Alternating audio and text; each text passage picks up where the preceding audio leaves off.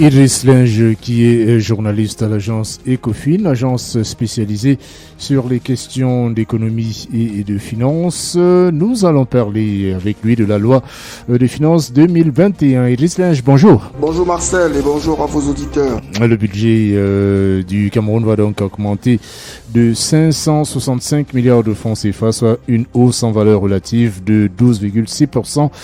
C'est une évolution logique et d'ailleurs, quelles peuvent être les priorités de ce budget? Il y a au moins une explication à l'augmentation du budget, tout au plus de moins 450 milliards. C'est le fait que le Cameroun est en train de préparer le refinancement de son eurobond. Donc, la note préalable du président a été assez claire là-dessus.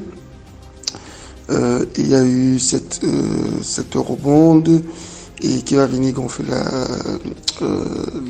la mobilisation des ressources de l'ordre de moins 460-470 milliards. Après, évidemment, il y a effectivement une embellie sur les prix du pétrole. Les prévisions qui étaient faites au début de l'année s'avère avoir été un tout petit peu exagérément pessimiste. Donc le pétrole s'est amélioré et c'est donc logique que le budget du pays connaisse une certaine embellie. Maintenant, en termes de priorité, je crois que il n'y a aucune priorité, 450 milliards ou 470 milliards viendront refinancer l'eurobond. Et je crois qu'on est même allé jusqu'à peut-être 500 milliards parce qu'on se dit que si jamais le marché est favorable, le Cameroun peut emprunter jusqu'à 1 milliard de dollars. Donc ça augmentera ces ressources-là, quoi. Il ne s'agit pas particulièrement de faire une dépense précise. Par contre, c'est dommage que le Parlement ait discuté de cet ajustement du budget 2021 sans encore discuter de la situation du budget 2020. En 2020, on était rentré dans une espèce de mode pessimistique où on a slashé le budget de près de 750 milliards en disant qu'on n'aurait plus d'argent. Il s'est monté, il s'est descendu. Mais à 9 mois, selon ce que le gouvernement a publié, les 9 premiers mois de l'année, les recettes de l'État ont largement dépassé les prévisions de la loi de finances initiale. Et on n'était qu'à 9 mois. Et le Covid était déjà presque passé pour ce qui est du Cameroun. Donc, du coup, je crois qu'il faut d'abord clarifier ça. Ces excédents budgétaires qu'on a obtenus du fait de la réduction des dépenses et de l'augmentation des recettes au-delà des prévisions, qu'est-ce qu'on en a fait? Je crois qu'il faut avoir une clarté là-dessus. Donc, du coup, cette année, je pense que le président Biya a été prudent de ne plus se laisser embarquer dans des coupes budgétaires qui n'ont totalement pas de sens, en fait. Mais bon, c'est les priorités, vous savez, ils n'ont pas de priorité, c'est-à-dire ces gens-là, certainement, c'est l'emprunt obligataire, c'est tout. L'eurobond, je vais dire, c'est tout. Ils vous diront pas qu'il y a d'autres priorités. D'ailleurs, je crois qu'ils sont beaucoup trop préoccupés à régler les difficultés liées à la Covid-Gate et tout le reste. Une augmentation de budget qui proviendrait des revenus pétroliers, vous l'avez dit, mais aussi des dons des bailleurs de fonds et des droits de timbre sur les passeports?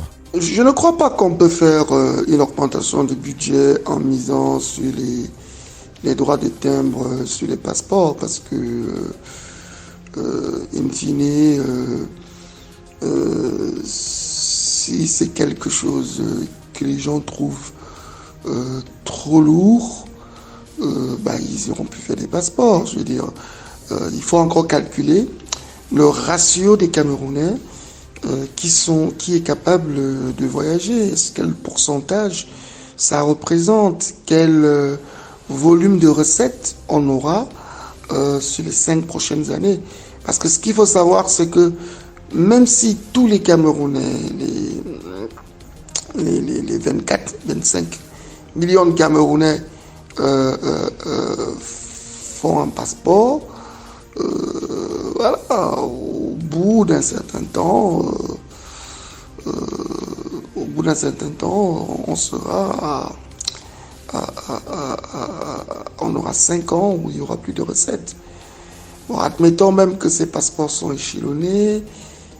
Qu'est-ce que ça rapporte? J'en sais rien.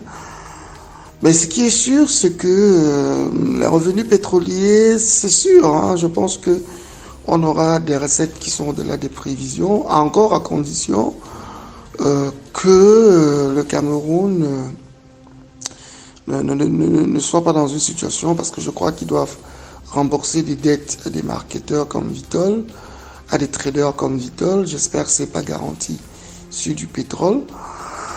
Et les bailleurs de fonds, je crois que le FMI a trouvé un accord de principe, mais il n'a pas encore fixé le montant qu'ils vont donner. Donc oui, il n'est pas exclu qu'on ait des sous du FMI, mais je ne crois pas que les sous du FMI viendraient rentrer, comme je dis toujours, dans la trésorerie publique.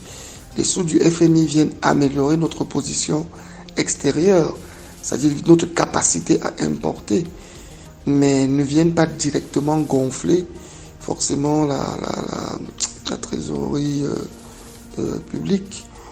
Et les passeports, comme je dis, c'est franchement... Enfin, je crois que c'est essentiellement le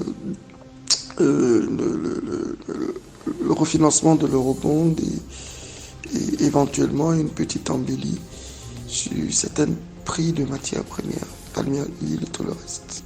Et justement, la mesure phare continue dans l'ordonnance signée le 7 juin dernier par le président de la République et cette augmentation du timbre du passeport ordinaire qui va passer de 75 000 à 110 000 francs CFA dès le 1er juillet prochain. Une mesure qui suscite la controverse ici au Cameroun. Comment expliquer d'ailleurs cette mesure?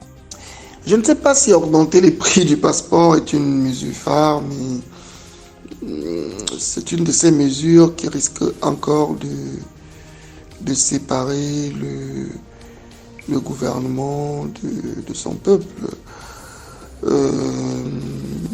Je viens de faire 3 pays d'Afrique de l'UEMOA qui ont plutôt des passeports avec possibilité d'avoir des visas solides.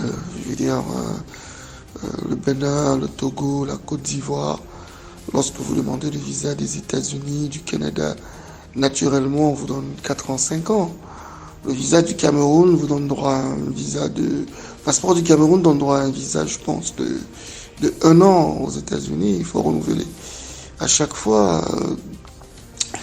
Le passeport ivoirien donne accès à bien plus de pays. Mais ici, le passeport, c'est tout au plus 40 000. Et vous l'avez en 3 ou 4 jours, 1 semaine maxi.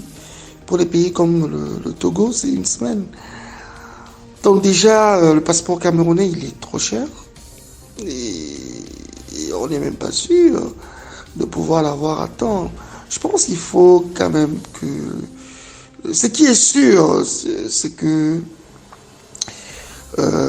c'est le droit des timbres qui fait différence. Je pense qu'ici, je ne sais pas... Quel est le prix du document sécurisé? Je veux dire, c'est le même fournisseur qui fournit la plupart des pays. C'est-à-dire, si le passeport du Togo, de la Côte d'Ivoire ou du Bénin ou même du Ghana sont des passeports acceptés, c'est-à-dire que vous allez dans n'importe quel pays, on valide le fait que vous avez ce passeport-là. Et pourquoi le Cameroun ne va pas chercher leur fournisseur qui permettrait de réduire les coûts? C'est-à-dire, c'est quand même ça qui écarte le Cameroun, le gouvernement de son peuple. À chaque fois, on prend des mesures qui viennent alourdir les projets économiques du peuple. Et là, c'est 110 000 pour ceux qui sont ici. Mais non, pour ceux qui sont dans la diaspora, comment ça va se passer? Pourquoi voudriez-vous que la diaspora soit pressée de venir soutenir la patrie? La diaspora a de l'argent à dépenser, ils veulent venir passer les congés. Pour faire le passeport, il faut attendre un an. Pour avoir ce passeport, il faut payer 2 fois plus cher. Mais la diaspora a envie de prendre une autre nationalité qui lui permet d'avoir accès à plusieurs autres pays où elle peut aller passer ses congés. Est-ce que c'est vraiment ce que le gouvernement veut? Est-ce que le gouvernement veut vraiment perdre économiquement sur sa diaspora au nom des intérêts parfois individuels? Déjà, c'était un scandale, cette affaire de ce passeport. Beaucoup de gens disaient, moi je n'ai pas vérifié, qu'il y avait un réseau de fraude où tu payais des montants pour retirer ton passeport. Mais c'est absolument ridicule.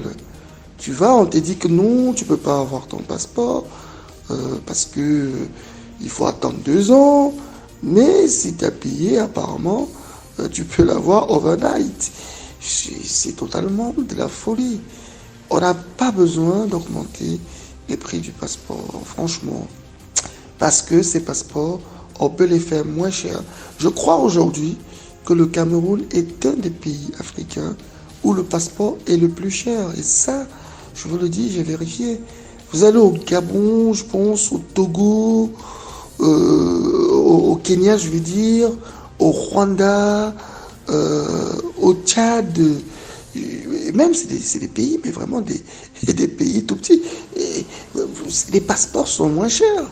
À la limite, aujourd'hui, on veut très rapidement devenir, c'est pas moi, béninois ou tchadien, pour avoir déjà un passeport qui est rapidement fait, mais aussi qui ne vous prend pas 3 fois le salaire minimum qui est garanti par l'État. Voilà pour cette minute économique avec Iris Linge. Iris Linge qui est, vous le savez, journaliste à l'agence Ecofin, agence spécialisée sur les questions d'économie et de finances. Merci, bonne journée. Au revoir Marcel et au revoir à vos auditeurs.